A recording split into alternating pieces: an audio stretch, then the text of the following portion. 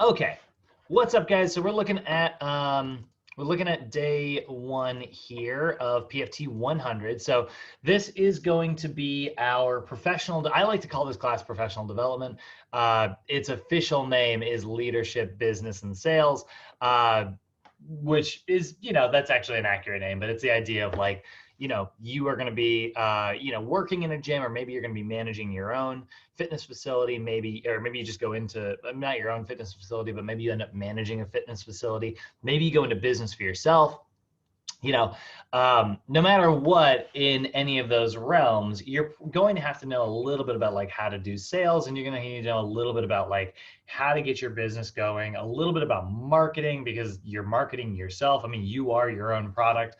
And then a little bit about how to get hired if you do want to end up in a traditional gym setting. You need to know how to build a resume and a cover letter, which are the two things that are going to get you through the door. Then we'll talk a little bit about how to interview, So this class is kind of interesting because I know some students are definitely seeing themselves working in like a traditional gym setting, like a 24-hour fitness, or like an Equinox or something like that. I know some people are not interested in working in a very traditional setting and they want to do like group exercise. I know some students want to go into business for themselves and train either in like parks or at people's houses, or maybe paying rent at a gym. There's different options out there. There's a lot of different paths. So this class will kind of address both of those things. Whether you are seeing yourself as working in a gym setting or working for yourself, and I'm talking about like one section or the other, I think that's still valuable to pay very close. I know some of you are probably planning on going into business for yourself. So you're like, well, I don't need a resume. I'm not interviewing myself for myself, but I still recommend, paying very close attention there, because like the skills that you learn about like writing your cover letters and stuff are always very valuable. I had a student who wasn't interested in becoming a trainer. They actually, they just really liked working out, and they wanted, like, their goal for coming to Sochi was to become a fitness model, which is very funny because like, it's not like we have like a modeling class or an Instagram class or anything like that in the Sochi program. But like, she wanted to know a little bit about like, how to exercise properly. And so she decided to get like a personal training certification and then go into the Instagram modeling business, right? And about halfway through school, she was like, well, I'm also, I'm not just interested in like modeling. What I really want to do, the reason I want to, get on Instagram is so that I eventually can get my own like clothing line started. And I was like, okay, well, that's kind of cool. And so she had all these ideas for like different patterns on like leggings and, hooded shirts and things like that, stuff that like people work out in pretty regularly. And sure enough, like during this class, it was time to write like a cover letter. And she was like, hey, can I, rather than writing a cover letter from the perspective of like, getting a job, like your first initial contact, cover letters are usually used to be like, hey, I hear you're hiring. I'd love to come in for an interview, She was like, I'm not really interested in doing that. Could I? But there is this other woman on Instagram who has like this really cool artwork. And I think her art is really beautiful and I would love to use it. I'd like to use her patterns in my leggings. Can I write a letter in this class to her? And that's still a cover letter. And so it was like, yeah, sure. And so we worked on it as a class, because that's what we're going to do, guys. We're going to build cover letters in here, and I'm going to help you with them here and there. And so she built this cover letter and sent it to this lady, and like showed her Instagram page and was like, hey, I want to use your design on my leggings. I'd like to pay you this much for it. And they partnered together, and like, sure enough, like she's got like a fairly successful Instagram clothing line that she runs and stuff. So kind of cool, right? Like it's kind of a cool story. So I want you, I know sometimes like this stuff here, it's not as I always have this kind of talk at the beginning of this class, because like I want you guys to remember to keep this vision in your head. I know that this is not the most like exercise related class, like a lot of times it's like we think of, we're not going to be talking about lunges and squats and push-ups and stuff. We're going to be talking about like the stuff that gets you to do lunges, squats, and push-ups and stuff professionally, you know? So there's some importance here. So I do want to kind of go through our day by day real quick and break down. This is going to be one of our 8-day classes, which means that it's going to break down a little bit differently than our 12-day class. There is going to be no midterm in this class, but what we're going to start with is we're going to start with talking about like where to work as like a trainer today. So today we're going to kind of break down the different types of gyms or situations you might end up in. Then we are also going to start diving into working on cover letters, and those cover letters will be on tomorrow's lesson. That's where we actually will start kind of breaking those down and getting questions related to those. Then we're going to dive into like resumes. Similar situation, right? I'm going to sort of walk you guys through how to build a resume.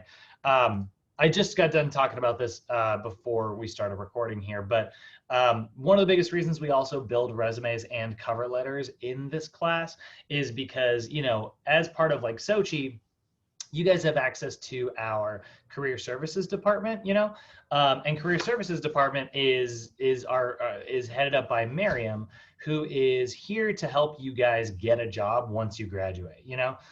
We can't guarantee that everybody's going to get a job, but that's one of our main bullet points that we have to hit. Like as like a school, we have to make sure that we are, for the most part, getting our students like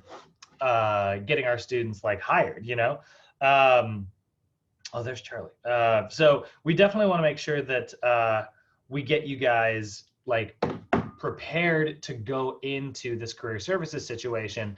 We're going to have your resumes and cover letters ready to go by time you graduate. That way Miriam can just take those things and start sending you out to get you hired stat, rather than what used to happen, which is where like, people would graduate and then like they'd come back, after, a couple of days of maybe celebrating, they come back, and then, be like, hey, I want to start getting hired. And then, they'd have to build a resume for a few days and build a cover letter for a few days. And it's like, that kind of slowed the process down. So I want you guys to have a resume and a cover letter ready to go by time you get out of here. So that's actually going to be a part of this class here. Hold on just one second.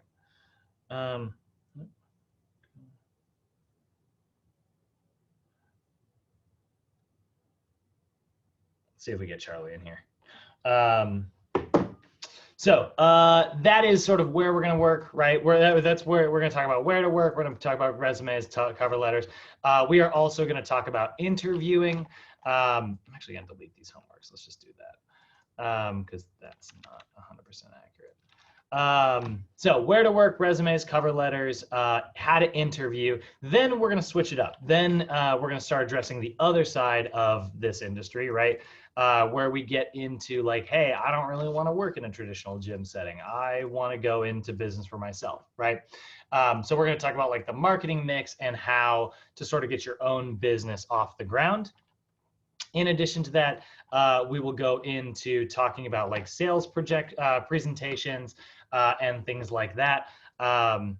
So like, obviously this will be applicable to both if you are in like a work for yourself situation or work in a traditional gym situation. And then in addition to talking about sales presentations, we'll finish up by talking about how to overcome objections, which is valuable not only for like sales purposes, but also is valuable in your training sessions themselves. Overcoming objections is basically how you are going to sort of talk to your client about like, hey, this is what you need to do next. And then they're going, oh, well, I don't have time, or I don't have this, or I don't have that, or it was late, or I'm tired. I feel like it, and that's like, okay, well, let's figure out how to overcome the, if you're worried about how much time you have, let's figure out how to make more time in your week, What's up, Charlie? Good to see you, man. Good morning. We're just breaking down our day by day here for how this class is going to go. So this is like I said, this is an 8-day class.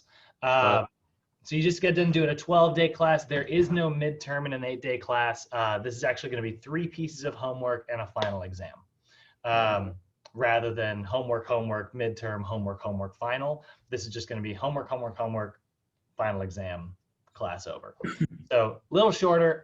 This is what I like to call our soft skills classes. meaning that like 8-day classes are sort of the stuff that aren't always like exercise science. They aren't always related to how many reps or sets to do. In fact, this class is like it's called leadership, business, and sales. And this is sort of what it's going to look like in terms of what we're covering. First half is about like how to get a job. Second half is about how to work for yourself. Now, here's the one thing, guys. Normally, the way the Sochi program works, right? This is the only exception to this in the entire core. It gets very different during capstone, but in the core, it's always every other day you get one homework, right? So you get 15 questions on days 2, 4, so like things like that, unless there's a test. This class is unique. There aren't very many questions. This is going to be based in chapter 20 of your regular NASM text. And chapter 20 is very small. And the number of questions you get on your NASM test, like if you look at the NASM exam blueprint, you'll notice that it's not the professional development and responsibility section is only 10% of the questions. So 10 out of 100 questions, that's a very small chunk. And so because like this is just not a very large section, there really weren't enough questions to make 3 pieces of homework. So what we decided to do is on day 2, you're going to have your homework 1. So this is going to be homework 1.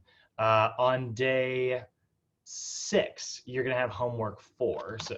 Homework 2, homework 4. So that's not too surprising, right? Days 2 and 6. But what happened to day 4? Why don't we have homework there? This is not necessarily going to be traditional homework, but this is where homework 2, quote unquote, is going to be to have your resume and cover letter built. So this is where like we want to have our resumes and our cover letters up and ready to go. You're going to turn those into me so that I can help you check for spelling errors, look for little formatting differences, and like help you build a resume, right? That way you, like I said, you have one coming out of this class rather than graduating and then taking time to build one and then finally start hitting, job interviews and stuff. I want to have both those things finished and ready to go by the time you graduate or by the time you leave this course. So that is kind of our homework 2, which kind of technically makes this homework 3, really. Now, because I know everybody's got different technological like pieces at home, some people, we're going to help students like possibly build these resumes and cover letters on their friggin' phones if you have to. Or alternatively, I texted my boss to see if the numbers are low enough to have people, if we can book times to have singular students come into Sochi and use our computers there, and we can get your resumes and cover letters built. So like that's what we did like 6 months ago. When we first did this class, we just had singular students because we they're still going to harp on us really hard about bringing too many students in at once. That's super not allowed. That's why we're still meeting in the park.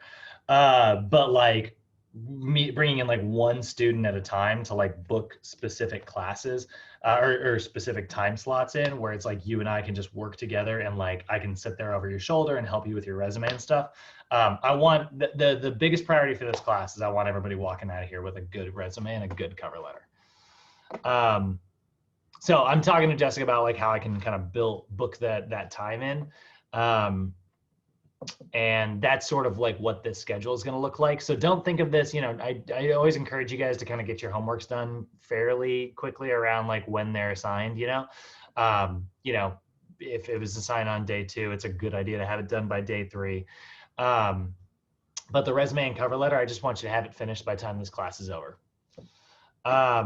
So kind of a unique class. This is the only Charlie, this is your first. I always warn people who are starting in this mod.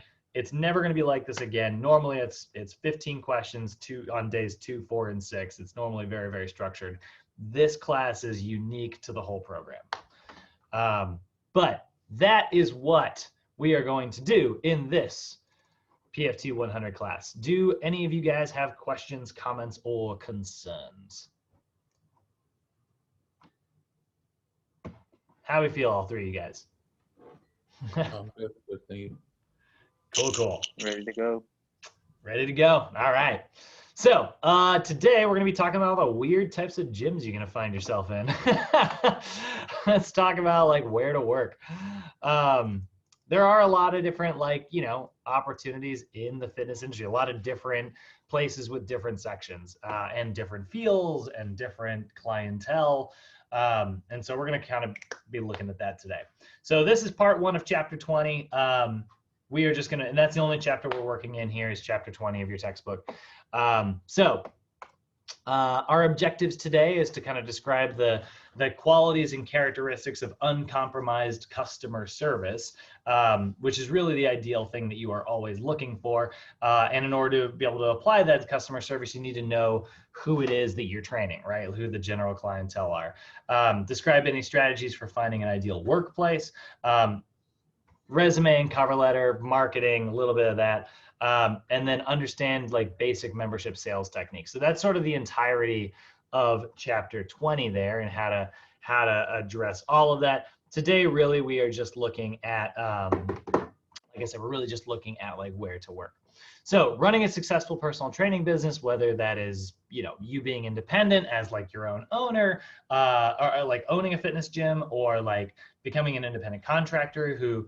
Independent contractors are literally, that's a lot of like what we've probably been seeing in the park every time we go out there. You just see those trainers working with people individually. They are working on an as needed basis with those people. And they just have sort of a contract between, you and an individual person.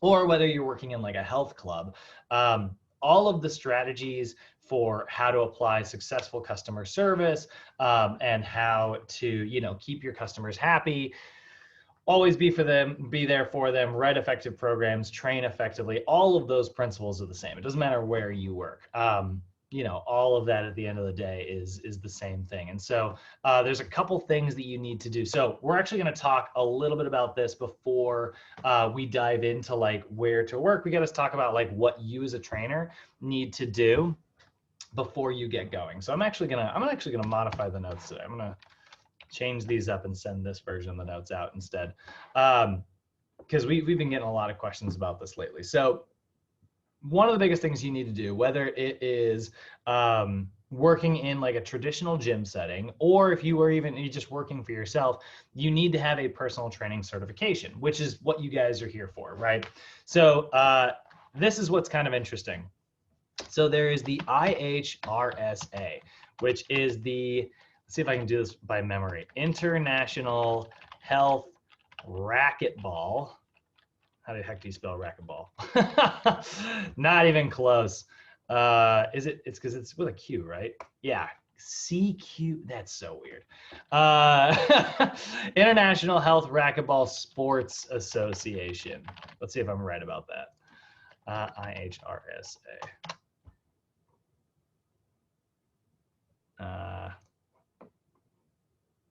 Sports Club Association. Not bad. Almost had it. So that is actually an organization, and you can see it here, right? It's kind of interesting. They are basically, when you're watching, like TV and a car commercial comes on, and they're like, oh, it's got the J.D. Power and Associates Award 12 years running or something like that. And you're like, who the hell is J.D. Power and Associates? Like, well, that's just like an organization that gets together and is like a bunch of like car enthusiasts who give awards for safety or whatever, innovation or whatever. So the IHRSA is an organization that is sort of like a club. And it's like a club that fitness clubs It's like a club that other clubs can belong to, if that makes sense. Almost like a union. It's not a union, but it is just basically this really big club that is sort of so popular that they are sort of the industry standard in terms of like this certificate you want to have. Like if you open a gym, you want to get in good with the IHRSA. LA Fitness, 24 Hour Fitness, Equinox, all of those commercial gyms are in good with the IHRSA. Now, how do you get in with them? Well, you have to follow like their standards. You have to like live up to their expectations. And part of those expectations is that they recommend, AKA force people to have it, that the gym, let's see here, uh, it recommends earning a certification from an organization that has either received accreditation or is in the process of receiving accreditation of their programs from an accrediting body such as the NCCA. So the NCCA is a second organization. Now, the NCCA is actually like the government. So the IHRSA is this club that is like it's like a sticker you want to have that shows that your gym is like really good, you know? Um, and that's actually why you want to have personal training certifications if you want to work in a commercial gym. Because here's the interesting secret about personal training, especially in the state of California. Um, Guys, it is not illegal for you to go out and start training people right now. And you can call yourself a personal trainer if you go out and start training clients right now. In fact, actually, just while I'm asking, do any of you guys train anybody? Does anybody like, do you train friends or anything? Like, and maybe charge for it here and there? I I work out. I work out with friends, but I don't charge them. That's good. But like I help them through workouts and stuff. Okay. Yeah, Nothing same wrong with here. Same here. We just pretty much meet up, and me and my brother, sometimes some friends, we get some workouts, and we never charge them or anything like that. Yeah, I mean, that's fun. I mean, honestly, here's the thing. Legally, you can absolutely charge them. You can call yourself a trainer. You can totally charge them. But that's in California. In some states, it is illegal. Some states, like, you're not allowed to use that title. You're not allowed to, like, put your hands on someone and take money. But in California, it's legal. And in most states, it's actually okay. It's legal. But here's the thing. If you were to walk into a gym right now and try to get a job, the gym would not hire you without a personal training certification. So just because it's not illegal doesn't mean it's going to happen, you know? Because what'll happen is you'll walk into a place like, let's say 24-hour fitness, right? And you're like, hey, I'm a really great trainer. I know everything there is to know about exercise, physiology, nutrition, all of it. I'm great at this stuff. And they're going to go, oh my gosh, awesome. We'd love to hire you. And then they're going to look at your resume and they're going to be like, all right, well, your resume looks really good. Sure enough. Yeah, you said you've been training for years now. Maybe you've worked at the front desk in a gym before, so you know a little bit about that. Maybe you've done sales before. You're like, you're everything we're looking for in a trainer. So let's go ahead and get your paperwork filed. Where's your personal training certification? And you're gonna go, oh, I don't actually have like a traditional certification. I'm just a really good trainer. And they're gonna go, whoo. And two things are gonna happen here. Number one, they're gonna have a really hard time insuring you because you don't have certification. The state is gonna see that you are a higher liability. So they're gonna have to pay a higher rate of insurance on you, which is already something that they're gonna be worried about. And number two, they want to belong to this IHRSA club, they're like, ugh, we only hire trainers with certification. So, this is what's kind of I guess it's kind of a well-kept secret in this industry because, as somebody who is here to teach people how to get certified, it is kind of surprising. You don't necessarily, it's not illegal to not have certification. It's just very impractical. It's like this unwritten rule that you kind of have to have it, So what do I say when I mean certification, right? Well, that is where you obtain, like, you take a test and prove your knowledge at like a specific like level. And that level is determined by this other organization, the NCCA, which I believe is the National Commission for Certifying Agencies.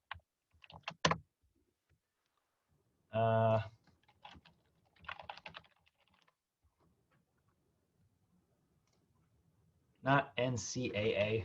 And did I type NCAA or did it autocorrect? NCCA. There we go. No, that's not it either.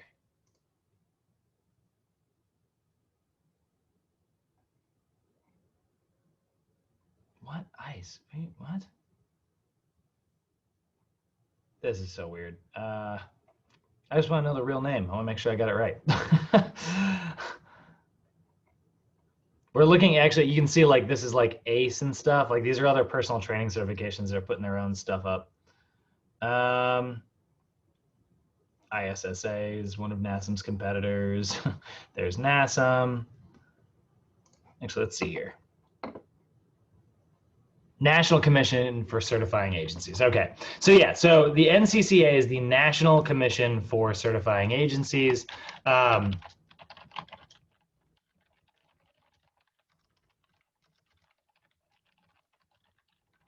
And that's the government basically. So that is like the US being like, I've talked about this before. If we ever talk about like, if you ever go up in front of a judge because maybe your client decides to sue you, the judge is going to go, well, are you an expert? And you're going to go, yeah, I'm an expert. I know a lot. It's not like that judge can be like, all right, well, tell me, which of the following, like, and then gives you some physiology question, right? The judge is going to be like, all right, well, prove to me that you're an expert. And you're going to show them your personal training certification. And the fact that you are current on your certification, this agency right here is basically saying like, hey, because this person passed our test, we certify that they are an expert in this field. And the NCCA doesn't just do personal training, they do other certifications as well. But like, they're the ones who set all of the rules that you guys have to follow when it comes to taking your test. So like, for instance, NASM wouldn't be allowed to give out a personal training certification unless they make sure that you go to a proctored facility to take your test. So you're not allowed to just take your test at home. You have to like take it in front of, like at a facility where someone's watching you to make sure you don't have anything in your pockets and that you're not cheating. It has to be 100 questions. It has to be finished in, X amount of time. And all of the personal training certifications have to follow those rules. ACSM, ISSA, ACE, all of the NASM, obviously, all of the different certifications all answer to the NCCA. And so it's kind of a weird roundabout thing that's happening here, right? Gyms bow down to the IHRSA because they want their sticker on the gym door, right? And the NCCA is this certifying agency that makes sure that, you had to pass a rigorous test. You had to do some rigorous training. They don't just let anybody become a CPT, which is a certified personal trainer. So the IHRSA requires that you have a CPT license. That is a certified personal trainer, right? And that's what you guys are here to get, right? And this is, so that's the agency that certifies personal trainers to become CPTs, right? Or CPTs is a certified personal trainer. So like I said, it is not illegal for you. I don't know if you noticed, I was being very careful with my wording. It is not illegal for you to train people in the state of California, and you can call yourself a personal trainer, but you super cannot call yourself a certified personal trainer, because that is actually what we are. So there's a few rules for becoming a certified personal trainer. Number one, you have to pass a super hard test, right? And by super hard, I mean super easy. At least by the time we're done with you. You have to be able to pass your NASM exam, right? So, so you are going to pass a 120 or a 100 question exam, right? And I want to put a little parentheses here. Technically, the NASM exam you'll take is 120 questions because there are 20 survey questions that do not go towards your score. So when you go to take your test, guys, you're actually going to take 120 questions. There are 20 extras that if you get them right, they don't help your score. And if you get them wrong, they don't hurt your score. I've been told by most of our students that, and I experienced something kind of similar. I've been told by most of our students that it's kind of hard to tell which questions are survey questions. And that's because like what those survey questions are, if you ask anybody at NASM, what they'll tell you is they're like, oh, well, they're just more advanced questions that are not in your textbook. And because they're not in your textbook, that's why they cannot count towards your score. But like what'll happen is NASM teaches maybe like a workshop somewhere, right? Or maybe they have like an online material that you can like purchase. And so like that online material, that like study guide or something, it'll have like one extra sentence in it that will kind of help explain a concept. And that's not in your regular textbook. Or the workshop will have like a PowerPoint slide with like a factoid that is not in your regular textbook.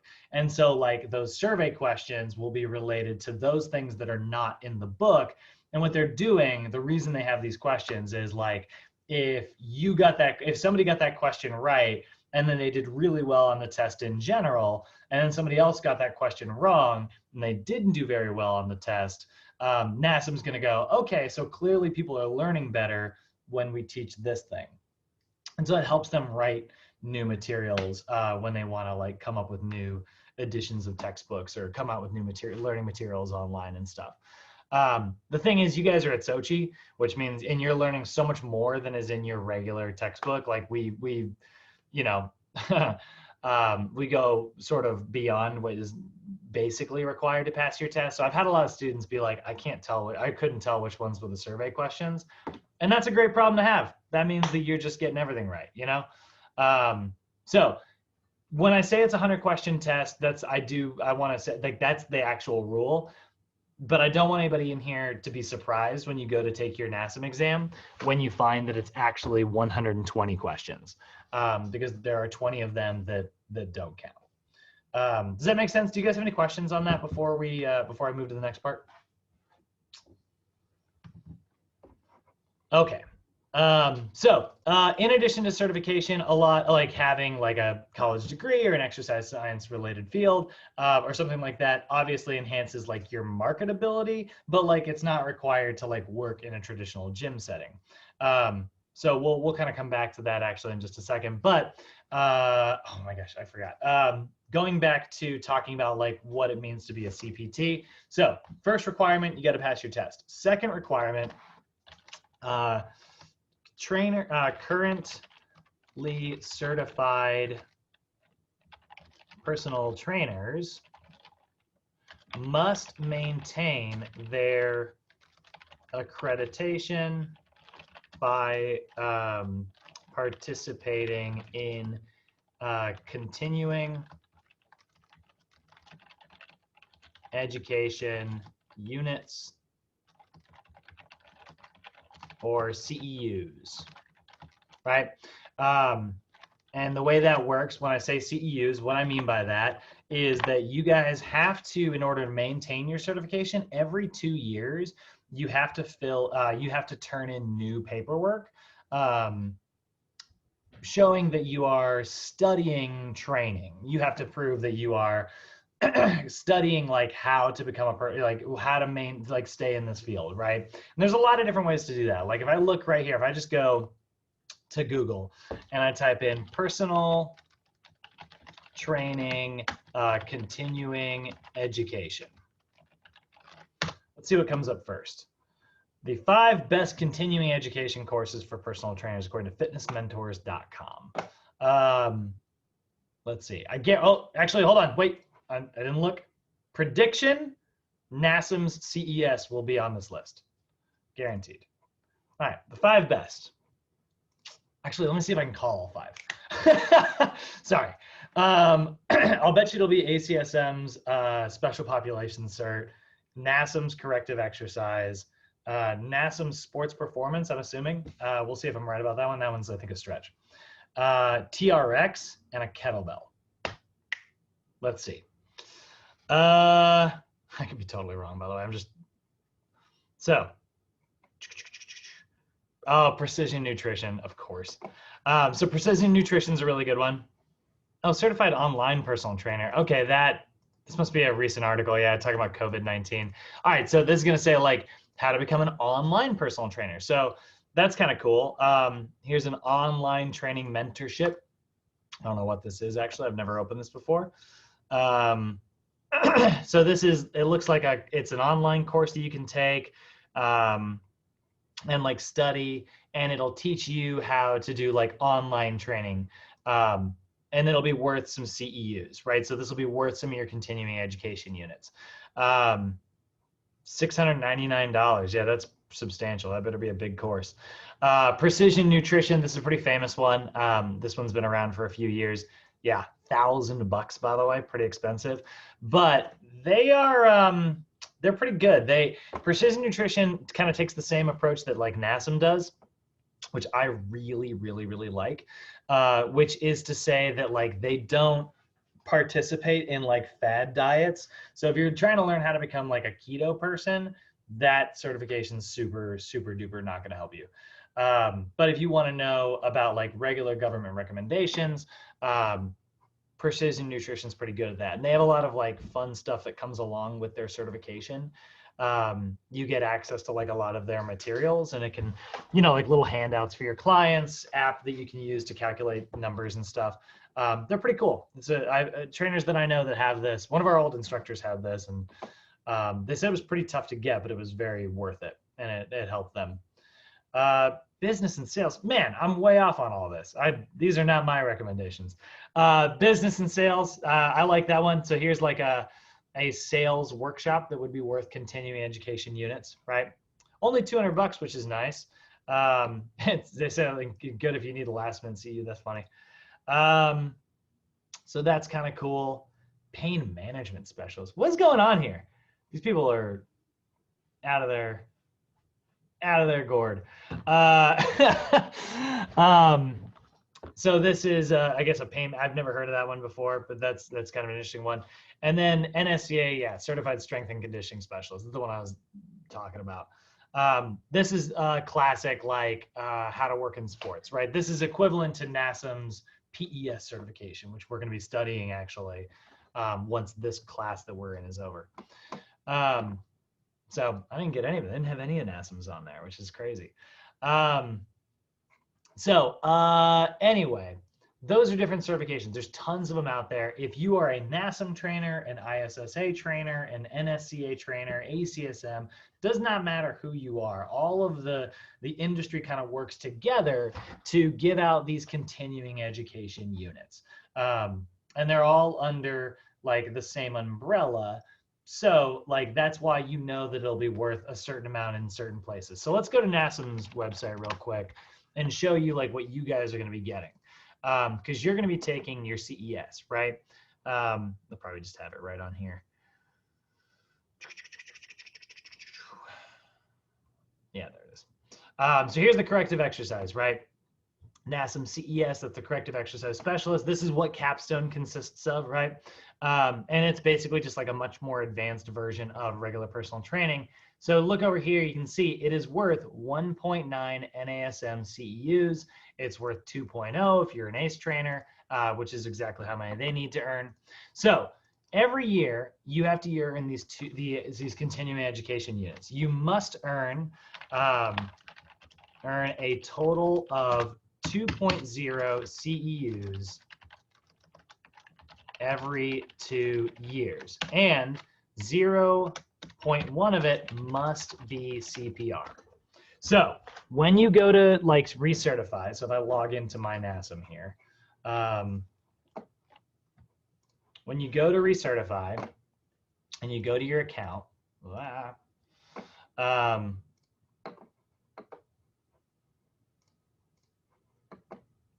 right, you'll see that there's not like, I don't actually have it. Actually, I forgot they threw this on here because we're looking at this new nutrition certification.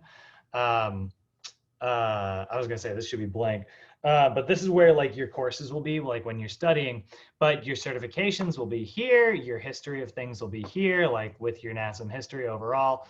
But when you go here, another section you can go to when you go to my account is you can go to recertification. So if I click NASM recertification, right, and it's going to show you I've only got 2 months left to get my 2.0 credits turned in. So I need to do my continuing education on February 12th. By February 12th, 2021, I have to have this turned in. And so like I need to go out there and purchase a personal training certification, a continuing education course, learn it, study it, take the test, get my grade or whatever, and then get all my paperwork that says, hey, you did this. I also have to go get a new CPR card. And then I need to turn all of that in to NASM by February 12th. And that will recertify me. So it actually is really easy to do on this website. If you go to, is it renewals? No. Where is it? My CEUs? Yeah, it's my CEUs. So if you go to my CEUs, what's kind of cool is like they actually have a lot of these already pre-plugged in. So you're going to select a provider. Look at this, 964 pages, guys, of certifications that are out there. So let's just say I want to look for the word kettlebell. Let's say I lived in Chicago and I went to the Chicago Kettlebell Club's workshop, right? And I took this one, which was level 1. It was worth 0.8. And then let's say I also took, I purchased level 1 and level 2 and I did them over the course of a month. That's 1.6. And then, I took introduction to rebounding method. That's worth 0.7. So that's actually more than I need. That would have been, that'd be a total of like 2.3 CEUs, right? So I went over the 2.0 that I needed, but hey, like I got all my accreditation done and it's going to be all filed. Now I got to go back and put in my CPR, which actually, I forgot, is actually on its own thing. So I go to add CPR, right? And I would say like which one I got, plug it all in, and then scan the picture and upload it, right? And then send it to NASM. They have a team of people that are going to look at it. They're going to approve me for recertification, and then I'm good to go for another 2 years. Do you guys have any questions on how that works? That was a little, I think I got a little sloppy in there. How do you guys feel about all that? Good, guys? Okay, so that's what it means to be a certified personal trainer, right? You do have to file this every 2 years. By the way, one piece of advice, this is just advice, not like me teaching, not any official knowledge or anything. One of the things that NASM sells is this right here, the NASM Recertify for Life. This is awesome. I'm not trying to give you a sales pitch or anything. It is $400, but you pay it one time. To recertify, it costs you, I think it's $100 every time you do it. So, if you are going to recertify 4 times, which everybody in here who's going to be working in this industry for several years it's super worth it. It waives the recertification fee. You get a discount on NASM specializations, which is really cool. So like if you were to go and buy, if you were to go buy that CES certification, which you don't have to because you're already getting it, it's like $699. You would get 30% off on that. You get a discount on their workshops. I don't know about this like pre-sale on products. That's nobody gives a crap. But like, I definitely I bought this when they first started offering it. It was actually a little cheaper back in the day. But like I bought this one and it's one of the best purchases I've ever made. It saved me, at this point, it's over the course of a career of 10 years, but it has saved me at least $600 at this point. So, that's not a ton of money. That's $60 a year. It's an Xbox Live membership, but still, like, I do think it's worth it. All right. So anyway, and it'll become more worth it when I recertify in 2 months. I should turn my paperwork in. So let's look at the different places to work, right? So where to work? It's obviously important for you to choose a place that like you're going to be happy, where your certification is sort of being used properly. You guys are walking out of here, by the way, and actually we'll put that up here. We'll put this in the notes as well. I'll put this in italics. Sochi students will walk away with 3 NASM certifications. That's going to be your CPT, that's Certified Personal Trainer. CES, that's Corrective Exercise Specialist. And FNS, which is Fitness Nutrition Specialist. So what's kind of cool about this, guys, is that like Robert, you're headed to Capstone soon, so you're going to graduate somewhere around, what is it, April? Is that the next? Let's see. It'll go January to like February 15th. Yeah. Yeah. So Robert, you're going to graduate sometime around April. So like, let's say you go get your certification. We'll say April 1st for the sake of it, right? April 1st is going to become a very important day in your life because that's your NASM every 2 years anniversary. That's important for you to get your paperwork filled by. Well, that ticker is going to start April 1st, 2021 for you, right? Just as an example. So you have until April 1st, 2023 to get 2.0 CEUs earned. Well, as soon as you graduate and you get your regular CPT, you're probably going to immediately try to take your CES because you're still fresh out of school and you're going to want to get it right away. So you take your CES maybe April 6th, right? Well, guess what? You just finished your 2 years. You just earned that 2.0 that you had to earn within your 2-year window. So you are now covered. All you have to do is by April 1st, 2023, turn in the paperwork and go get a new CPR card at some point within there and turn that CPR card in and prove that your CPR is current and that you did the continuing education. Then April 1st, 2025, April 1st, 2027, every 2 years. So that's how that's going to work. You guys are walking away with these 3 certifications here. And so this is designed to cover your first 2 years, basically. But you also get 2 years. So really you're covered for 4 years if you think about it. Okay, now back into what I wanted to, let's get, now I'm getting started here. So there's a lot of different places to work. There's the YMCA. I love that they mentioned the YMCA here specifically.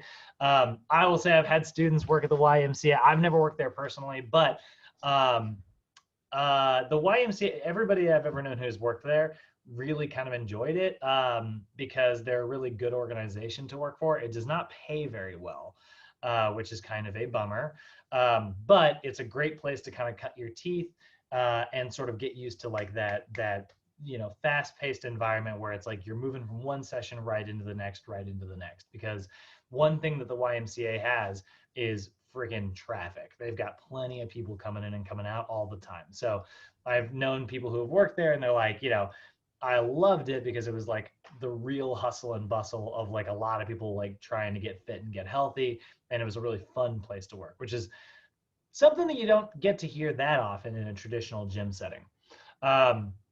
More commonly, it's going to be your commercial fitness clubs, right? 24-hour fitness, LA Fitness, things like that. There's also working for like local town. Like if you decide to like pair up with like, like parks and stuff, you go to those boards and you see like trainers who got their stuff up there. Every one of our workshops we've been doing lately, we see a ton of people out in the park, I used to teach a boot camp in West Hollywood when I very, very, very, very first started. And I went to this park and was like, hey, how much do you guys charge when people want to teach boot camps and stuff like that? And they were like, well, we charge this much, but you also have to do a free workshop here because like that's part of the rules. They're like, you have to like offer something free to the entire community in order to be allowed to use the facilities. And it has to happen like once a month or twice a month or something. I did it twice a month. And I was like, okay, that's fine. It was free advertising. Like I taught two extra boot camps a month. Like, and then that brought in people who were like, hey, we want to come to the real thing. And I charged them, you know? So that's something you could end up working at as well. So when you're choosing where to work, you want to make sure that you find a place that sort of fits your personality and fits your interests. All fitness facilities, they're all unique. You know, they all got their own sort of different niches, different reporting structures, you know, different management structures, things like that. So you're going to want to learn a little bit about all of them, and that's sort of what we're going over today. So the first one we're going to talk about, let's just get it out of the way. Big box gyms, right? Let's do, you know, LA Fitness, 24-hour fitness. I can't tell what this is. I think this is an LA Fitness. It's the right color scheme, and I think I recognize that picture back there. So this is where I started. I started actually at the front desk because I wasn't certified like right away. And then, you know, sort of pivoted my way into the training department, which is my sneaky way. A lot of times you'll hear people will say, oh, well, you need 2 years experience. That's not really true. So like, you know, that was like one of my ways. I was worried about that though. So I was like, I'll work at the front desk and get in good with the training department. That was just me being young and naive, but it worked. And so like this is like your classic big box gym, right? Now, things we want to be aware of, right? They're going to have a very specific branding. They have a lot of like specific rules, you know, for instance, you know, I've heard like at 24, if you're on the gym floor, you as a trainer, if you make eye contact with someone within 10 feet, you should say hi to them. And that's like, you know, it's not like you're going to be fired over not doing that, but it's something your boss is going to like remind you of continue. Like, hey, don't forget, greet, be friendly, this and that. If you're not working, you should be at the front desk, like meeting new people, you know?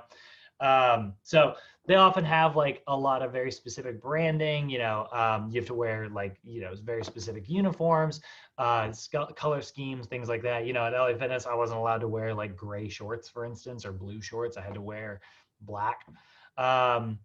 I think they've gotten eased up on that in the last few years, but that was a big rule back in the day. Also to tuck your shirt in, which like I used to get called on all the time because I've got a long torso and shirts do not stay tucked.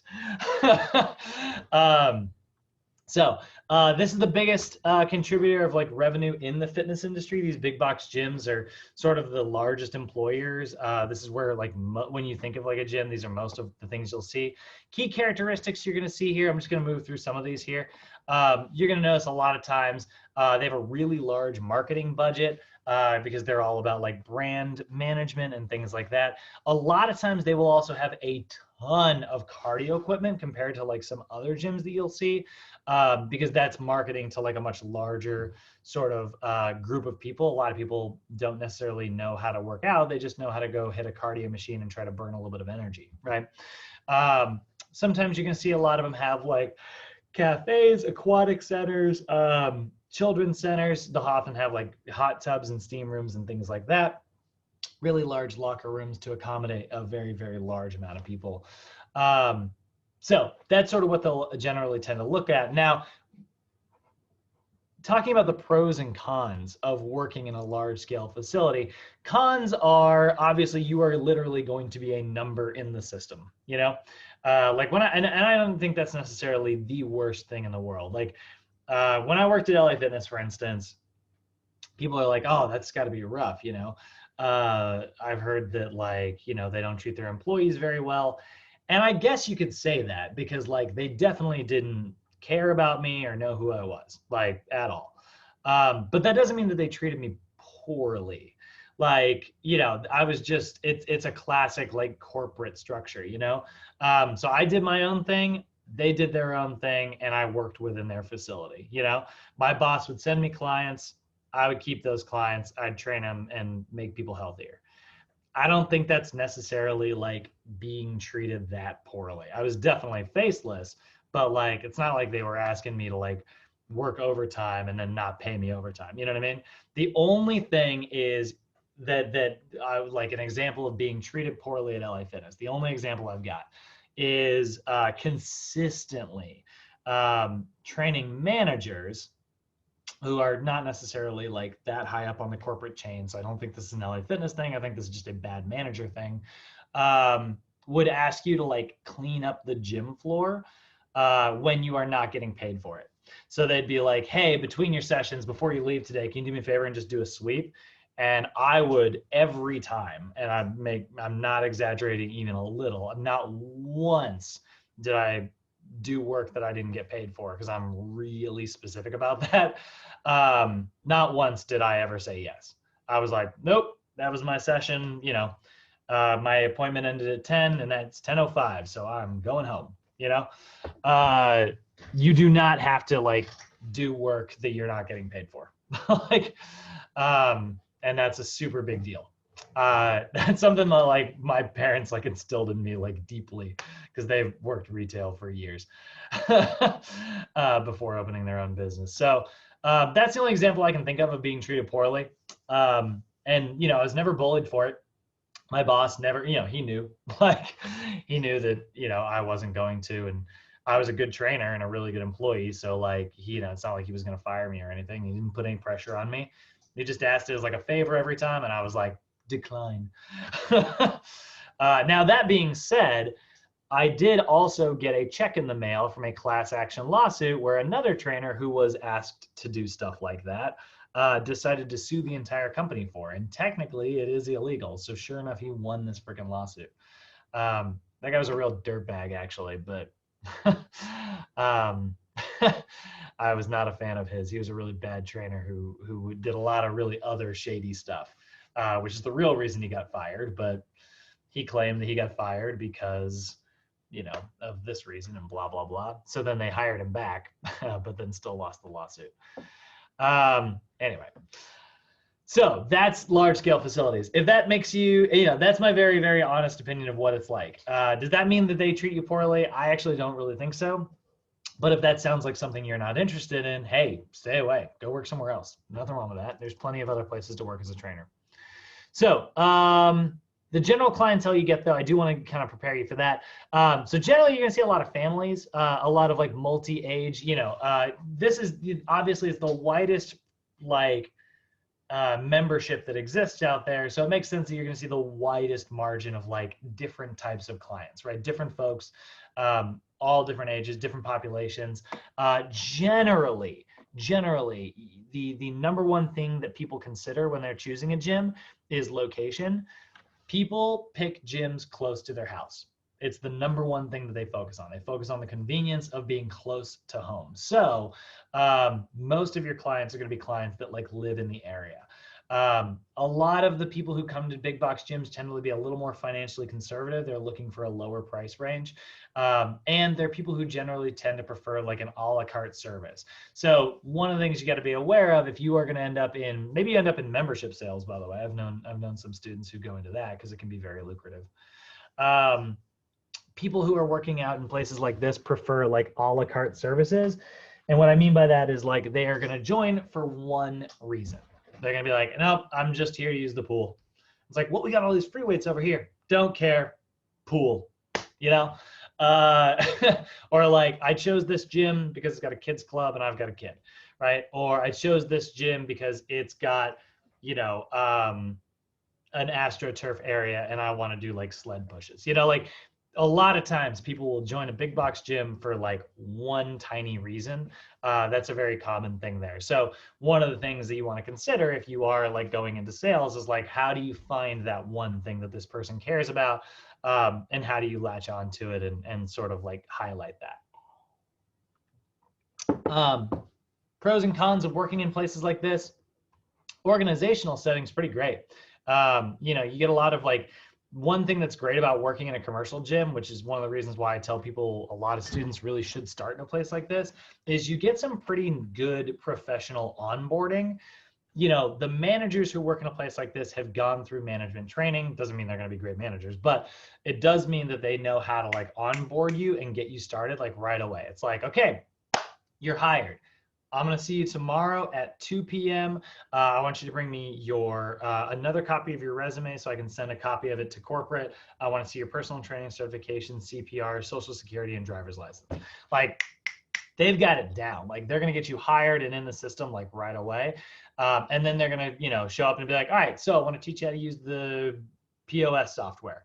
That's your point of sale software. So they're like, all right, so what you're going to do is you're going to go here, da, da, da. And they've walked so many people through this so many times.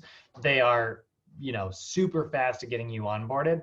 And that can be really nice. That can actually be pretty advantageous because sometimes when you end up, we're going to see it in a minute, in like a medium facility, you'll get somebody who is like a manager who's like also still very, a lot of like managers in big box gyms, that's their job. They're the manager of the training area, right? A lot of medium-sized fitness facilities, a lot of times the managers are also still working as trainers. A lot of times they're more like a head trainer than they are like a manager. And so like they're like, hey, here's how you use the computer. Good luck, and then they got to go train their clients. So sometimes you won't get as good of an onboarding service. So that's nice. Management is also there to make sure, you know, their numbers are based on your numbers, which is really important. So a lot of times management is there to help you get new clients. They're going to send people your way. That can be very advantageous, but it can also be very disadvantageous because it might mean that you end up working like split shifts because your boss is going to be like, hey, I hired you. Here's an appointment tomorrow morning at 6 a.m. Awesome, great. You get your first client. Congratulations. Then you get a call a couple hours later and they're like, hey, I got you another client. And you're like, oh my God, that's great. And they're like, yeah, they're going to train tomorrow at 10 p.m. So now you're going to have to come into the gym at 6 a.m. and 10. It's like, hey, I kind of don't want to work, you know, and that late if I got to be up that early. And then all of a sudden they're being like, well, I thought you wanted to work and blah, blah, blah. So that's one thing that sometimes happens in big box gyms. You will have less control over your hours. So there's advantages there. There's pros, right? They're helping you get clients, but maybe they're not the clients that you want at a specific time. That's something that, like, again, when I was working, the only time I've ever worked in a big box gym was working at LA Fitness. And yeah, I was able to get control over my schedule, but it took me about 6 months before I was like working the hours that I wanted to work, and you know, was established enough to tell my boss like, hey, I'm not taking that client, not interested in working those hours, you know. Now, another big benefit here. All of these big commercial gyms have complimentary fitness assessments as part of a new membership deal. So when somebody signs up for the gym, they know that they're getting a 1-hour fitness assessment, and that fitness assessment is your best sales tool. I know I've already said that 100,000 times, but like the fitness assessment is your chance to be like, hi, new random person, let me show you what a freaking expert, baller, great trainer I am. Like, it's your chance to just shine, and you know, also your chance to like, and maybe they don't sign up for training, but it's your chance to like do some good in the world, give them a really good fitness assessment and a good program, and then go out and maybe they do it on their own. No hard feelings that they didn't sign up for training, but at least you got to do what you are on this world to do, which is, you know, make people healthier, right? So you get to make room for these complimentary fitness assessments in your schedule, which is kind of a con sometimes, but like, this is how you're going to get your new clients. There's cold calling, you know, there's walking the gym floor, there's all of that, and just walking around and being like, hey, do you want training? Hey, do you want training? You know, you talk to 1,000 people and you get 3 new clients. But the number one way that you're going to get new clients, guys, is those fitness assessments. That's why I want you to be so good at understanding how to assess a client effectively. And that's why we revisit assessments so often, because it is your number one sales tool. You know, I will get people, you know, I can't tell you how often, and actually, you know what? I'm sure you guys have maybe even experienced this already. Chime in, you three, if you've experienced this already, where, you know, you're talking to a friend and maybe you're just being like, yeah, I'm going through this Sochi thing right now. And they're like, oh, that's cool. And then, you know, inevitably somebody's like, you know, I've had some pain on the outside of my knee.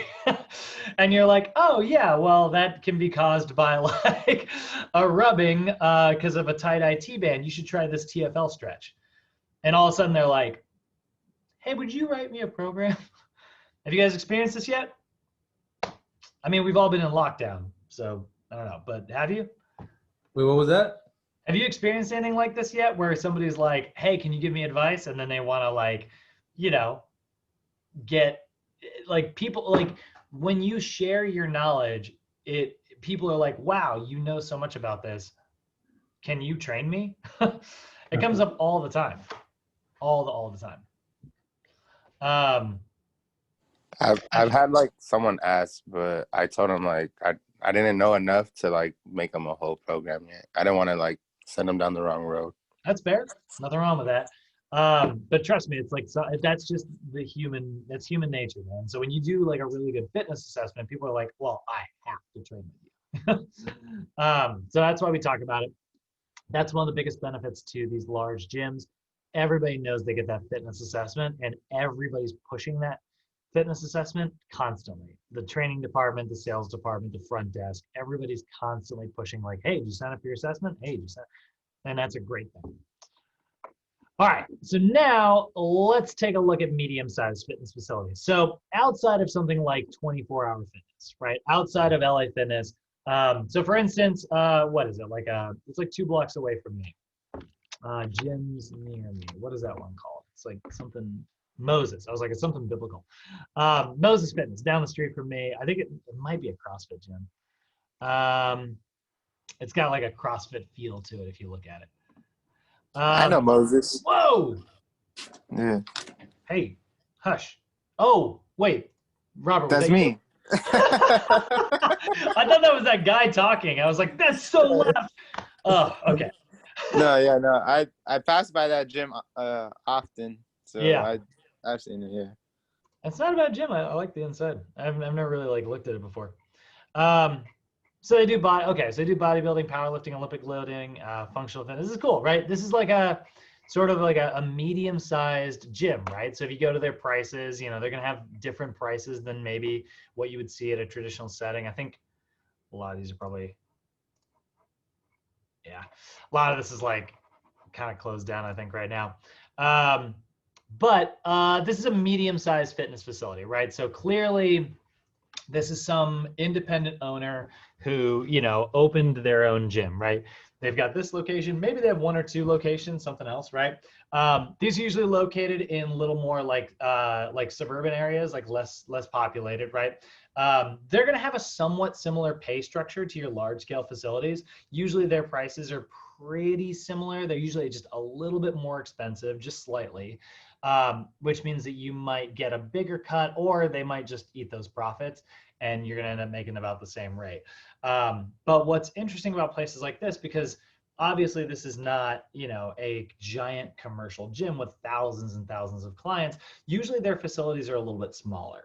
And so they will often focus on a little bit more of a stripped down, bare bones, all of the essentials gym, right? So you can kind of see that here actually. Like there's literally a parking lot and a road like out here. Couple boxes, 2 pieces of cardio equipment kind of in the middle of the floor, 1 or 2 benches laying around. This is sort of a much smaller gym, right? But they, a lot of these people are people who probably started in a commercial fitness facility, and they're taking, some of that commercialness that you would see at a 24 in LA Fitness, and they're kind of making it, they're kind of absorbing some of that. And they're like, okay, well, this is what works really well for them. And they do something somewhat similar to that. So they're not too different from a large gym. Generally, they will have a little bit more open space, less cardio machines. They're really focused a lot more on like things like free weights. Again, you're going to get some financially conservative clientele here because their prices aren't that different. So these aren't like super expensive gyms. They generally focus on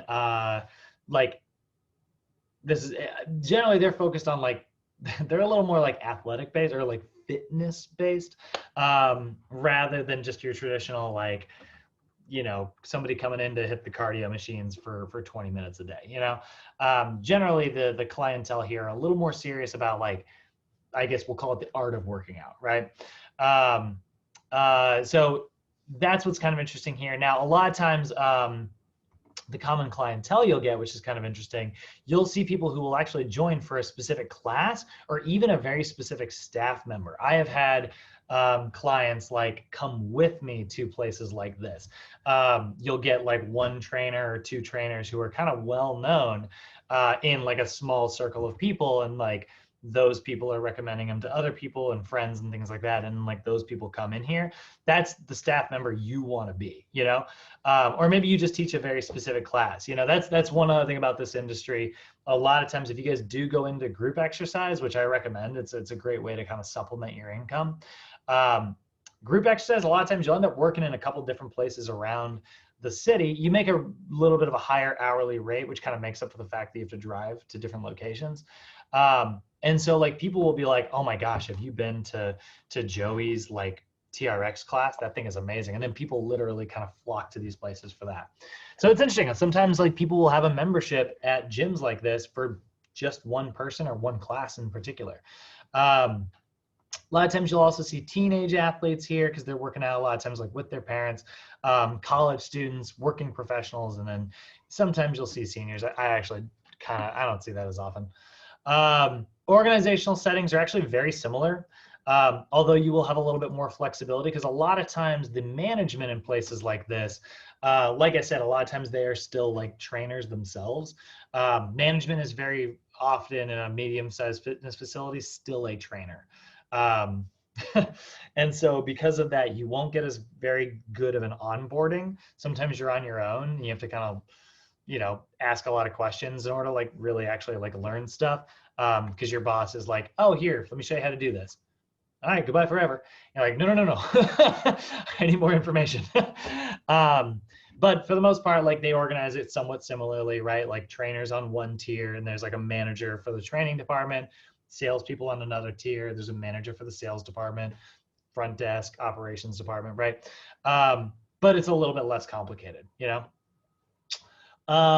Then we've got small group training facilities. This is where, like I said, guys, I do recommend if you get a chance to, what's kind of nice about like group exercise is you don't necessarily have to have a group exercise certification to teach group exercise. This is one interesting thing about like certifications and that IHRSA that I mentioned. As a trainer, you can teach group exercise, but if you were to only get a group exercise certification, you can't be a trainer. So that's what's kind of interesting. Like it goes one way, but not the other way. So what's nice is like you guys are technically qualified to teach large group exercise classes, boot camps, things like that. Now, that being said, just because you're qualified doesn't mean you'll get hired, right?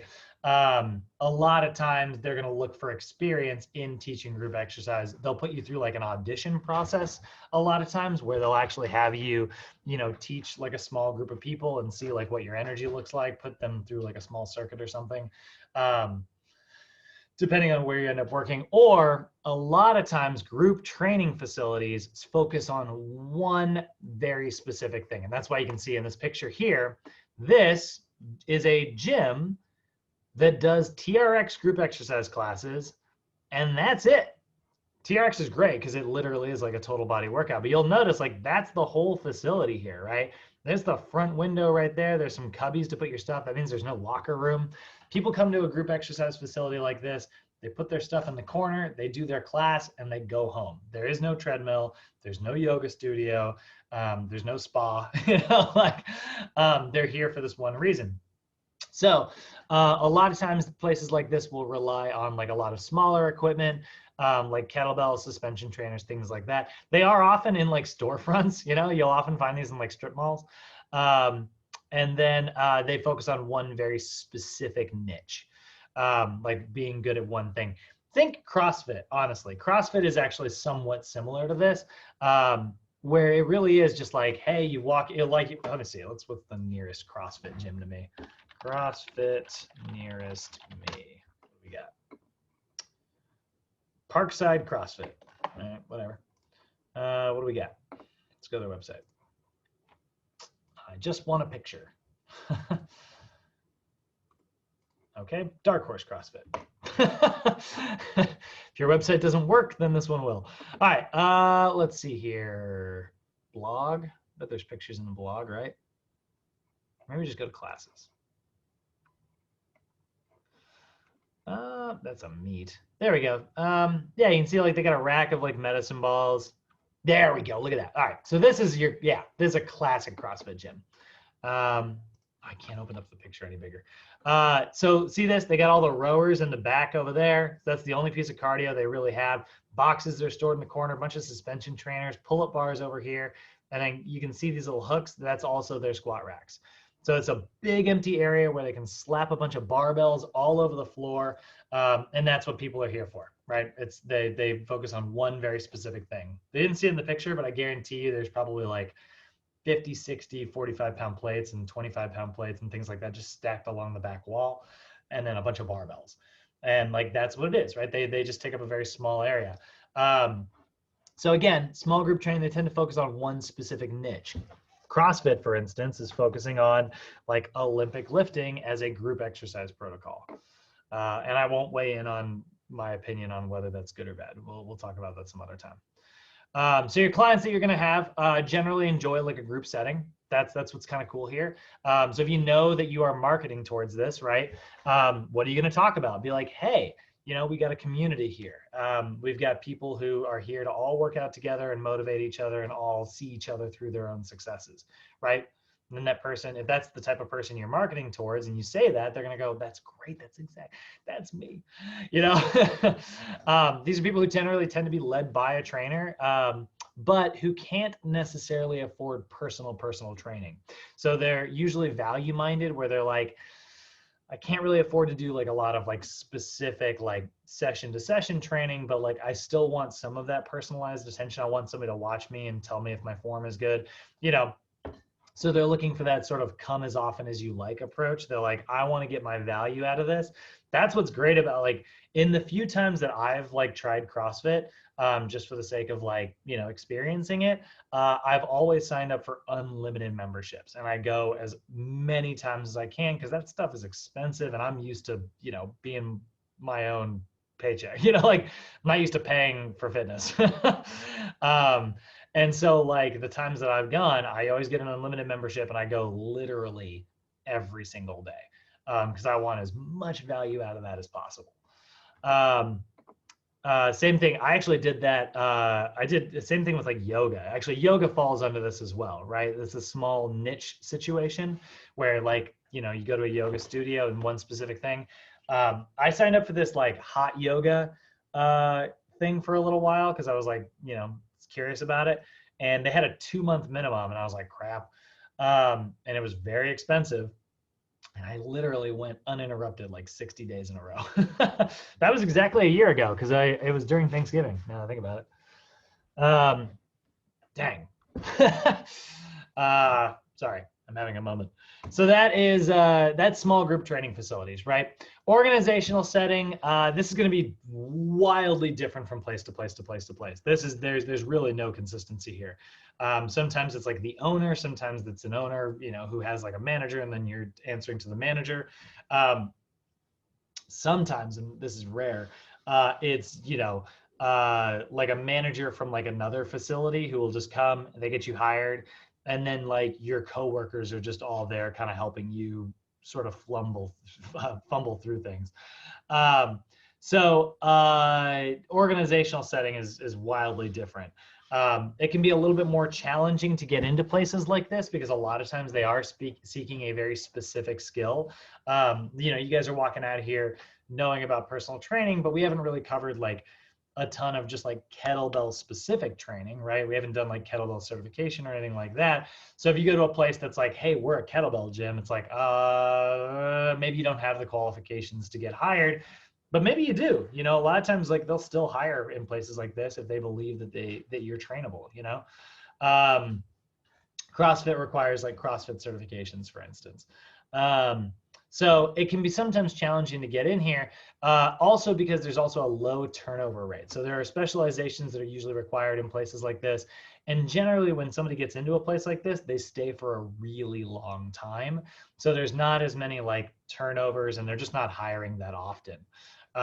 But if you find a place that's like that, guys, that you want to work there, just stay in touch, continually go back and ask them, over and over and over again, can you get into a place like that? All right, last sort of type of major type of gym. I mean, obviously there's other ones out there as well. But the last sort of big one that we're going to see here, and this is definitely one that we have to talk about here in LA, boutique high-end facilities, AKA bougie fitness places, right? These are usually going to range in size and scope. Some of them are small. Generally, they're pretty big. Like, you know, let's see here. If I got a 24-hour fitness,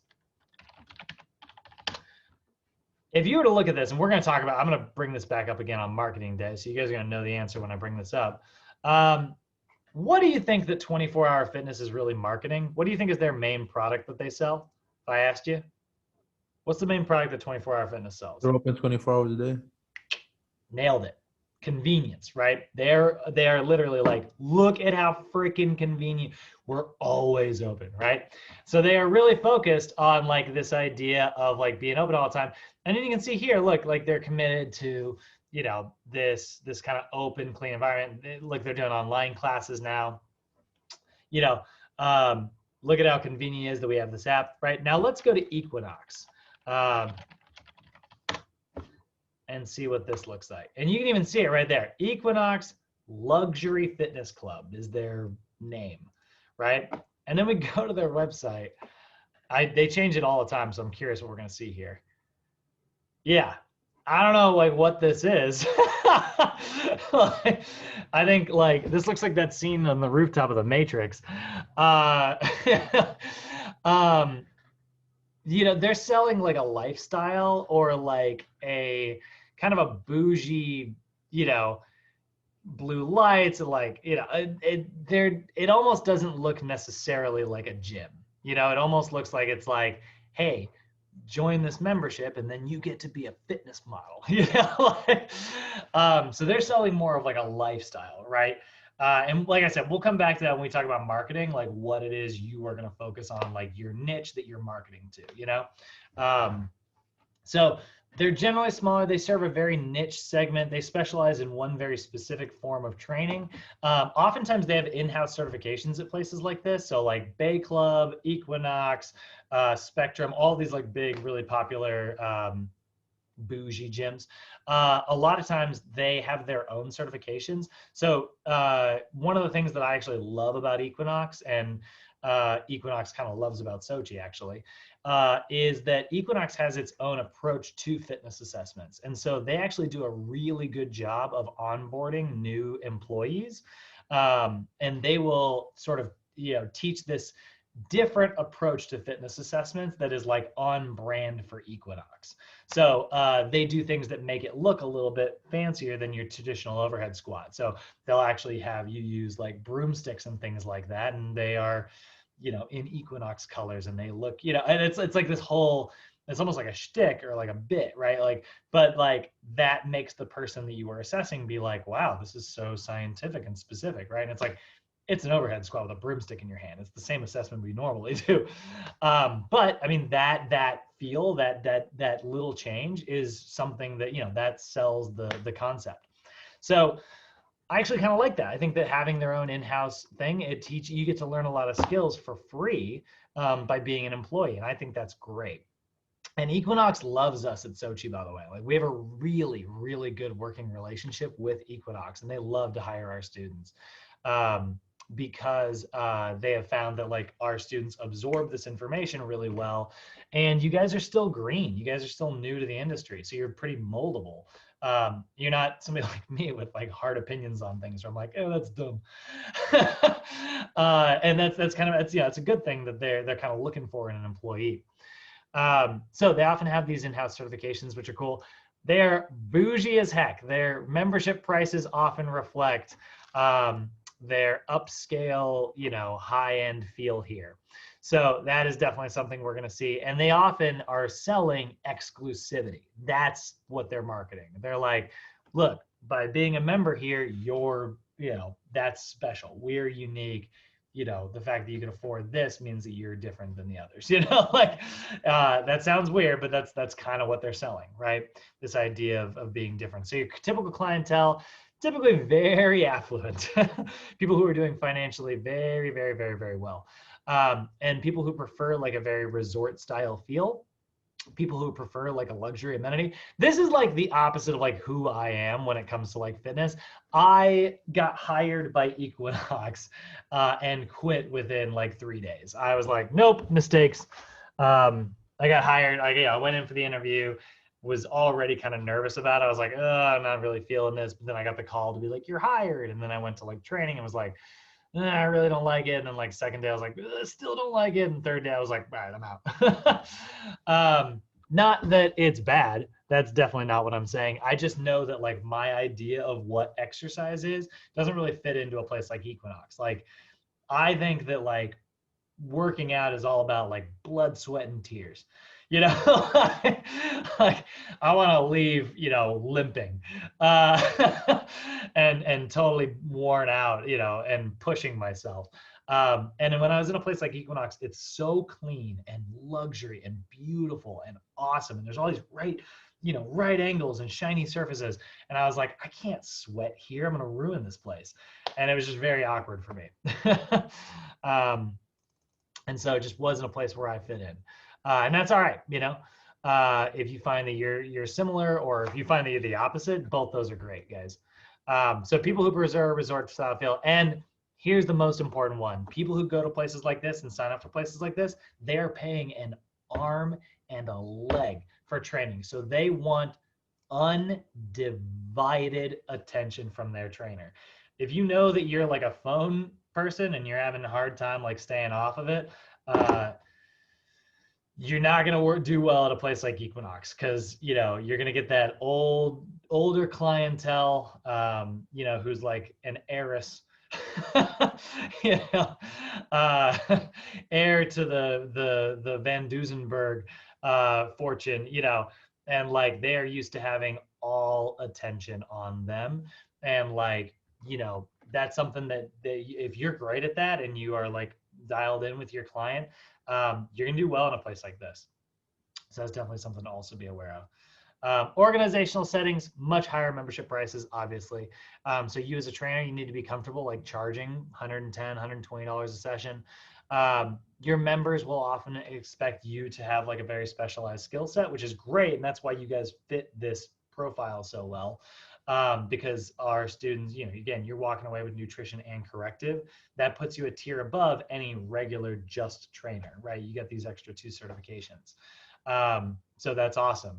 And then the organizational setting is actually usually similar to like a small boutique setting. Usually there will be like a regular manager, who is also often like training. Equinox is actually an exception to this. I put that in there specifically because Equinox is definitely your high-end bougie gym, but they do not follow that protocol. They actually are very similarly run to a large big box gym. Equinox has done a really good job of like marrying the idea of like luxury fitness with like corporate fitness. So organizational setting, it's very, you'll have like a regional director, operations manager, specific like training manager, sales manager, fitness, or front desk manager, right? And then training manager has like assistant, very much like your traditional structure, like you'll see at 24-Hour Fitness, LA Fitness, and places like that. So Equinox is actually, I wanted to put that in there because Equinox does not follow this sentence here. And that's sort of the most common one in LA. But you could also end up at like the LA Athletic Club. You guys ever see this place?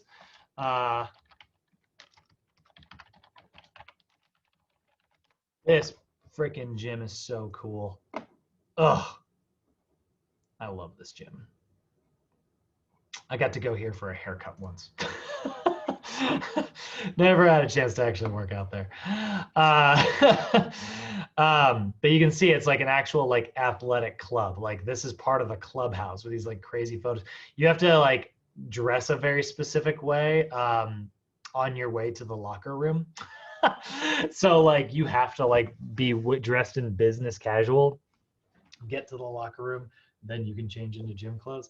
They have a hotel that's part of the club. It is fascinating. Sorry, but beautiful. And their membership's not that bad, surprisingly. I think it's a little bit more than Equinox. Okay, so I want to show you just a fun video. This is actually just a really fun video. This is not necessarily educational. But let's see here. 3 different levels of gyms. Yep. So here's a $40 gym per month versus a $10,000 membership.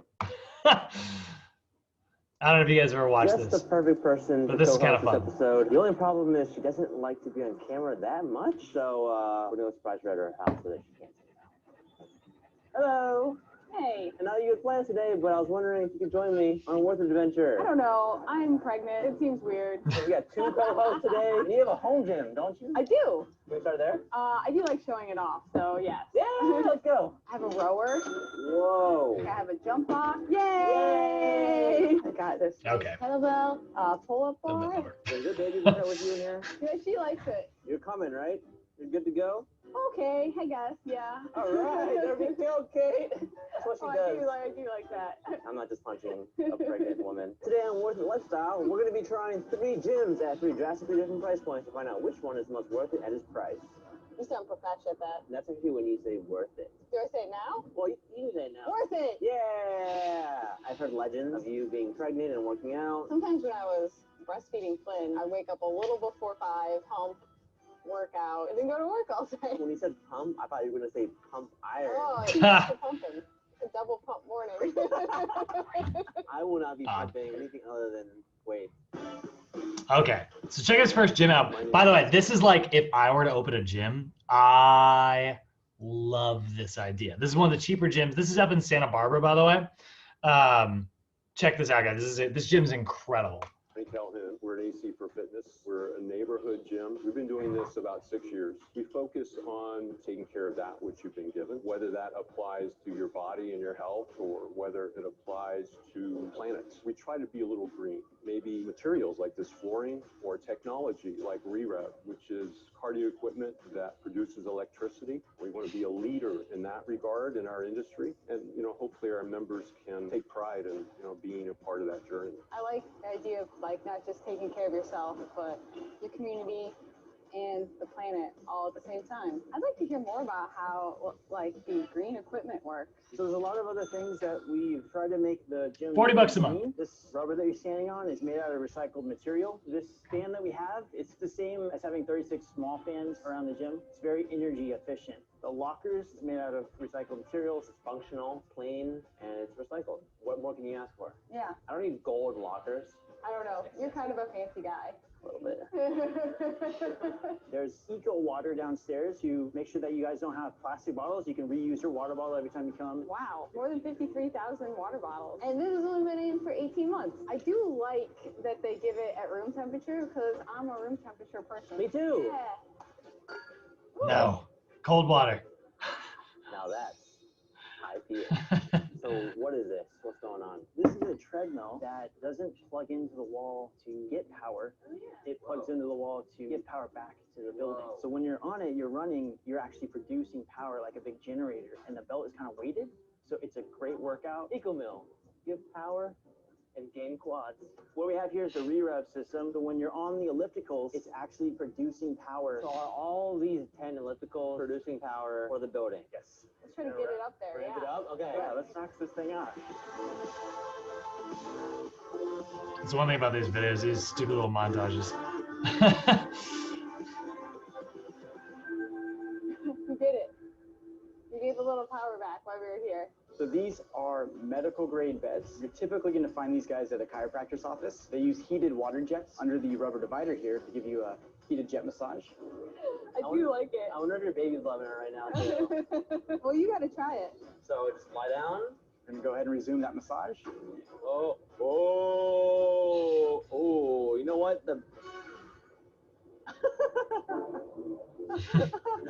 All right. I don't need. And, like, On to the next gym. I don't know if I want to do it again. That is something I can't get in my own home gym. Gym back. Most gyms sell more memberships than they can actually afford inside the gym, but they count on people not showing up to the gym. That's a real glass half empty perspective. We're going back to Los Angeles, and we're going to meet at downtown LA for a gym called the Los Angeles Athletic Club. Sounds fancy. It is fancy. How do you know? So I'm Corey Hathaway. I'm the assistant general manager of Los Angeles Athletic Club. It's a 12-story, 125,000 square foot facility. Part of the purpose of the club when this building was built was to train Olympic athletes. Our members helped bring the 1932 Olympics to LA. What you're saying is, if I get a membership here, I could become an Olympian as well. It'll definitely get you closer. We showcase a lot of sports here. Swimming, basketball, squash, racquetball, handball. If a gym has a basketball court, sign me up for that. We have 2 pools. One is right above us. It was actually the first pool built above ground west of the Mississippi. It's so rare to see gyms that have all this history and backstory. Do people come here a lot just to hang out? Like, it feels like there's so many things you could do. Some members will join with fitness in mind, and then they'll maybe get sidetracked by some of the other floors. Want to play some squash? I don't know how, but okay. I don't either. All right. Oh, Wait, wait, it doesn't bounce. is this really how this ball is? Wow. Look at that basketball court. God. This is my favorite part of any gym. This is a rare gym thing. I've never seen a basketball court in a gym No. in Los Angeles. Yeah, because Like- there's not enough space in LA. Huh. This is crazy. There's Yeah. actually room around. There's padding here for when you go in too hard. This is awesome. Uh-huh.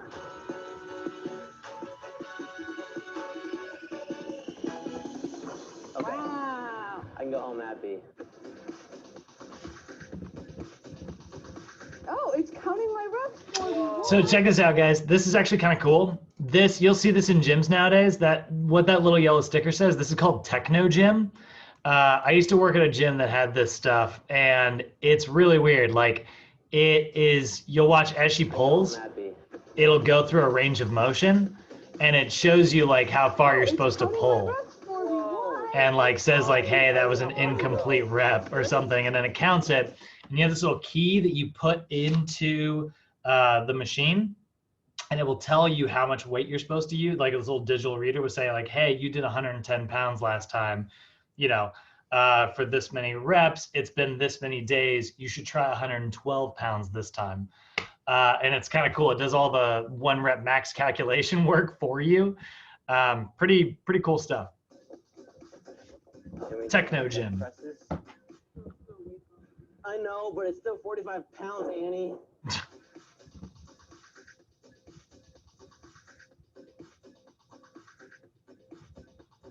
Oh my God, that guy's gonna die.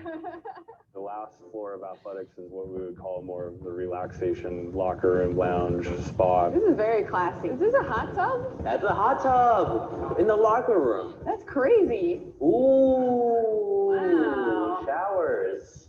Got some gourmet Man. food products Wait, what is here. this? It's like a meadow. Is this a sauna? What is this? So I feel like you could pay for just the locker A room. sauna with Your money friggin' worth. chairs in it. What? Where are we? I feel like I entered a secret society. We probably Oh. shouldn't touch this stuff. It all looks very old. This is not a locker room anymore. This is your home. I mean, it's like 10 times the size of my home, right? That's it for the LAAC. We're on Oh, the next man. place, New York City. I don't see how it can get better. I really don't. We're based in New York. Oh, how lovely. Puddles, rain. Skipping We were forward. in the Los Angeles Athletic Club. Uh-huh. Pretty great. It was. Our 24th year here. Wow. Yeah, thanks. When we built it, there were really 2 industries, right? There's the medical industry and the fitness business. And they really didn't get along so well. Although they're both trying to do the same thing, Yeah. which is take care of people. And I thought, I want these resources in one place. So we built this place. And what you're going to do today is go through what our process is. Evaluate, assess, review, program, oversee, and reevaluate. We take orthopedic data, we take the behavioral data, nutritional data, and then you do an exercise physiology test. Then we assess that data, meaning we look at it, then we review it. Then we'll design a program based on those test results, and the program will have to do with what you're weakest at. We have two types of facilities. There are the Does that sound familiar, guys? They're going to take it a lot more in depth than we do. Watch all the assessments these guys are about to do. which are the residential facilities that we designed, that people in the building get to utilize it. Now, they don't have to go through the entire process. They may just want to come down and bowl or use the treadmill, which is fine with us. We think that activity is activity. We're not sort of snobbish about what that activity is. In here, in this place, you're all in. So you're going to do the whole thing. Wow. So the first thing we do with anybody who comes in and $10,000 a year membership. you're going to be going through today is an evaluation. And when we say evaluate, that means collect data. Hey, come on in, Steven. So you guys are going to go through different processes, but just for the matter of today, because we only have today to do this, we're going to focus on you and what you're going through. My role in the evaluation is just find out basic medical information about you. Let's and do you're it. young and healthy, so if you have any problems, I will be surprised. So the first thing you would do is you would see our medical team. And the reason we do that first is to see if there's any underlying medical issues that you need to really take care of before we start doing the exercise program. I had a major issue with my IT band. It just like always kept stiffening up and hurting to the point where like I just couldn't run for like weeks at a time. Then after that, you would see a nutritionist who's an RD and registered dietitian named Dawn Poirier. Give me a day in the life of eating for you. What is a typical breakfast? Gosh. Okay, I have to give you context. I do a food show for the internet Okay. where I eat. For example, we'll do an episode on steak and I'll eat 3 steaks in one day. Wow. Then you would see our orthopedic team going to be seeing Dr. DiStefano. There's a little limitation of right rotation, and some of the supportive musculature of the neck that goes into the shoulder is tight. Then you're going to sit with some of our behavioral team, either a psychologist or a social worker. Can you delineate goals that you want to accomplish here? I don't know how to work out given my travel schedule. Okay. So figuring out something that works for me and keeps me motivated. Okay. I'm always on the road and I eat whatever is available. Just anything. I'll eat anything. That's hard to do. Yeah. Then after that, you're going to see Paul Kanapic, who's one of our exercise specialists, and he's the guy who will do all your strength testing. You're going to grab this dowel, now straighten the arms as best as you can. Now you can perform 5 deep squats. Oh, that's a deep squat. Okay. I think I get it now. 4 more times. And 5. Good. Switch legs. You're going to take your right arm and left leg and extend out. Pause at the top. Come back to the center. And then you're going to alternate. Good. Now let's move on to the strength tests on the other side. Drive it up. 1, 2, 3. Good. I'm going to fill out your sheet with your numbers. That's pretty much it. You're done. That wasn't as bad as I thought it was going to be. So here we are after all the rigmarole. Now what you have in front of you is a folder with you in it. It's my name right there. Never seen something written about me that has, this many pages of things about me. And then you got this, my program. And that's for the next 12 weeks. And there's a series of goals which are stated by you and methods, how we're going to go about doing those things. So you're doing this for every person that walks into the gym? Everyone does this process, yes. It's a program-centric model. It's not a trainer-centric model. It's not what I feel like doing today. It's what the data says you need to do. Based on the results of that, you will go to a test which is relevant to what you need to be doing. So, for example, I know that you ran cross country, so running is something that you have done before. So we're going to do a gait analysis on you today. That's basically a videotaped assessment of how you actually move. So you're going to physically record us, and Yes. we're going to watch ourselves run. Yep. And then we're going to take you off that, and we're going to do some drills to try and increase your perception of how you're running and what running is, what moves you. I flick my feet and I walk. This watch doesn't have a lot of muscles. What just moved it? Gravity. Right. In order to move, you have to fall. Where's your weight? All on my arms. On right your here. arms. That's it. So what they're trying to do is utilize that falling because you're falling very fast now. I do not like the looks of this. Right. You want to be able to get yourself to the falling position as opposed to braking, stopping, pushing up, falling down. Quick, quick, quick. Don't lean so much. Stay up. Stay up. Other foot, back to me. Quick. Don't put him down. Up, up, up, up. That's it. There you go. Did you feel that? It is like the definition of hitting your stride. Yes. Excellent. Stop. Let's go. Come on back on the treadmill. From there, we're going to come back and look at you again after we do some drills with you and see if you picked it up. This is harder than school. Yeah. That's it. Straight up, straight up. I want to see the bottom of your shoe behind. That's it. Shorten your gait. Hey guys, pronating, by the way. See the feet this way? So now we're in the screening room. which was originally a bank vault. We have lectures in here. We do things like we're going to do here. We do analysis. I don't really like being an on-screen personality, and now I have to watch myself. Well, Really. here's the good news. There's a before and after, which is good. You know, right? So this is the before. So tell me what you see. What do you notice? It feels kind of heavy. Yeah. Like a heavy stiff. run. Yeah. Okay, let's do this. Let's look. Oh. That's your center of mass relative to your support. Oh. What direction are you moving in there? Looking going backward Right. there. So for this to move forward, you want to land here. So you're landing in a position where you're already moving forward. So essentially, I'm working twice as hard Yes. to go half the distance. Yes. Okay, so now let's look at you after we train. Oh. Wow. Oh, yeah. You see the difference in the position? Yeah. I've never looked at the mechanics of my body before. Now that I'm thinking about it, it's like something that you should be doing the very first time you run, because then you can make small adjustments, Yeah. Okay, when you started landing, see how much effort there is in the land. But you can see also when you're landing with a heel, Yeah. right? Yeah. Yeah. That's better right there. Mhm. I see. Whoa. To be successful with this, you have to be committed to it. What we're looking for are barriers. People will come in and say, I just want to get rid of this. To me, that's like watching a foreign film.